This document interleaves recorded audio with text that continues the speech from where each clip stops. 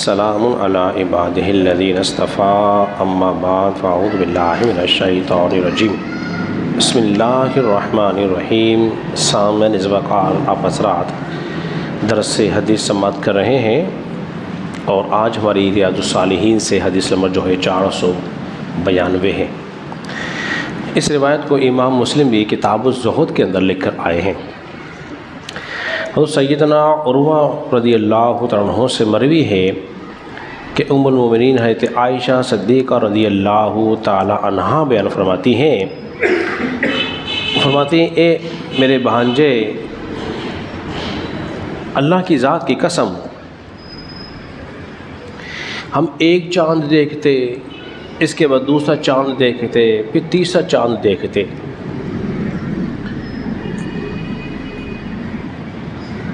یعنی کہ ایک ایک مہینہ، دو مہینے، تین مہینے گزر جاتے۔ رسول اللہ صلی اللہ علیہ وسلم کے یہاں چولہا گرم نہیں ہوتا تھا، لیکن کبھی ایک مہینہ، کبھی دو ماہ، کبھی تین ماہ ایسے گزر جاتے کہ آگ پہ پکی ہوئی چیز آپ کو کھانے کو میسر ہی نہ تھی۔ پھر انہوں نے پوچھا، اے ام المومنین، پھر آپ کا گزارا کن چیزوں پہ ہوتا تھا؟ جب گھر میں سالن بن ہی نہیں رہا، چولہا گرم ہی نہیں ہو رہا، تو پھر گزارا کس چیز پر ہوتا تھا؟ تو ام المومنین حضرت عائشہ صدیقہ رضی اللہ تعالی عنہا نے جواب دیا، اے عروہ، ہمارا گزارا دو چیزوں پہ ہوتا تھا، دو سیاہ چیزوں پر، ایک کھجور تھی، دوسرا پانی تھا۔ نہیں کہ صرف کھجور اور پانی پی کر وہ اپنا گزارا کرتے تھے، اور کھجور اور پانی پینے کے بعد، کھجور اور پانی کو پی کر بھی انہیں کبھی ناشکری نہیں کی ہے، درس یہ مل رہا ہے، بے صبری نہیں کی، صبر کیا ہے اور رسول اللہ کی اطاعت کی ہے اور پہ خوش ہوئے ہیں۔ جو اللہ کے دیے ہوئے کم رزق پہ راضی ہو جاتا ہے تو قیامت کے دن اللہ تبارک و تعالیٰ اس کے تھوڑے تھوڑے اعمال پہ راضی ہو جائے گا۔ تو کم حضرات محترم، ذرا غور کیجئے کہ نبی پاک علیہ الصلوۃ والسلام کے ازواج مطہرات نے کس قدر سادہ زندگی گزاری۔ کھانے کو عمدہ غذا بھی آپ کے پاس موجود نہ تھی۔ اسلامی بہنوں کو اس میں غور کرنا چاہیے، وہ بڑی ناشکری ہوتی ہیں۔ یاد رکھ لیجئے، کم کھانے میں عافیت ہے اور زیادہ کھانے میں نقصان۔ کم کھانے سے عقل تیز ہوتی ہے اور زیادہ کھانے سے بیماریاں زیادہ ہوتی ہیں۔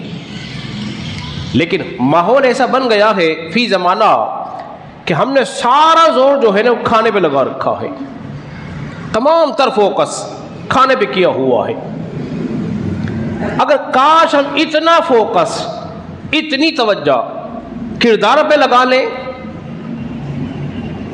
جتنا کھانے پہ ہم نے توجہ کر رکھی ہے، اتنی توجہ کردار کو نکھارنے پہ لگا لیں تو پھر دیکھیے آپ کے کردار میں کیسے اجالے پیدا ہوتے ہیں، جس سے گھر بھی روشن ہوگا، معاشرہ بھی روشن ہوگا، گھر والے بھی فلاح پائیں گے، باہر والے بھی فلاح پائیں گے۔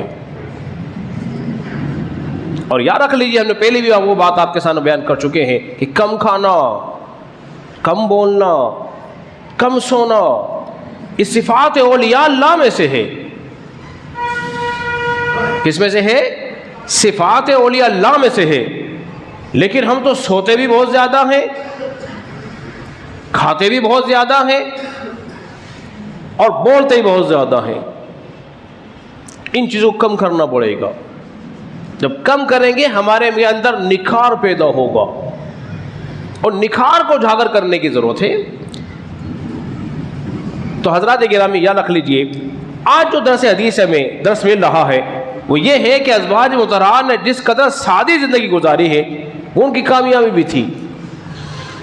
زمانہ گزر چکا ہے لیکن چرچے آج بھی ہو رہے ہیں، اور یہ چرچے قیامت تک ہوتے رہیں گے، کیونکہ رسول اللہ صلی اللہ علیہ وسلم کی زندگی قیامت تک کے لیے کیا ہے؟ مشعل راہ ہے، نمونہ ہیں، تو آؤ رسول اللہ صلی اللہ علیہ وسلم کی زندگی کو اپنائیں، ان کے سیرت پہ عمل کریں، پھر دیکھیں اللہ تبارک و تعالیٰ کی رحمتیں برکتیں کیسے نازل ہوتی ہیں۔ اللہ رب العزت کی بارگاہ میں دعا ہے اللہ تبارک و تعالیٰ ہم اس کو سمجھنے اور عمل پیرا ہونے کی توفیق عطا فرمائے۔